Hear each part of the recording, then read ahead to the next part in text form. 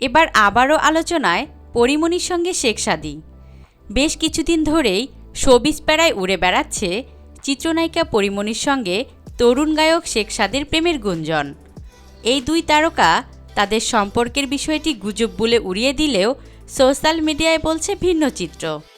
প্রায় প্রতিনিয়ত পরীমনি সাদী একে অন্যকে ইঙ্গিত করে ফেসবুকে পোস্ট দিচ্ছেন, একজন অপরজনের পোস্ট শেয়ার করছেন, সেখানেও নানা খুনসুটিতে মেতে উঠেছেন। সম্প্রতি পরী সাদীর সেই খুনসুটির কিছু মুহূর্ত নজরে পড়েছে নেটিজেনদের, যা তাদের সম্পর্কের গুঞ্জনে নতুন করে ঘি ঢেলেছে। গেল সোমবার প্রকাশ পেয়েছে শেখ সাদীর গাওয়া নতুন গান মনে নাই দয়া। গানটি পরীমনি তার ভেরিফাইড ফেসবুক পেজে প্রকাশ করেছেন। ভালোবাসার ইমোজি দিয়ে ছোট্ট একটি ক্যাপশনও দিয়েছেন।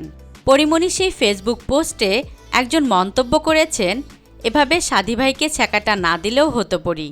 সেই মন্তব্যের উত্তরে পরীমনি লিখেছেন, কেবল তো শুরু, সারা জীবনেই দিব।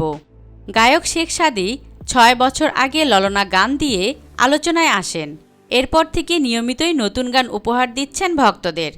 তবে সম্প্রতি পরীমনির মামলার জামিনদার হয়ে আলোচনায় এসেছেন তিনি। পরীমনির রহস্যময় মন্তব্যগুলো কি নিছক মজার ছলে, নাকি এর পিছনে রয়েছে আরও গভীর কিছু? সময় হয়তো দেবে সেই উত্তর।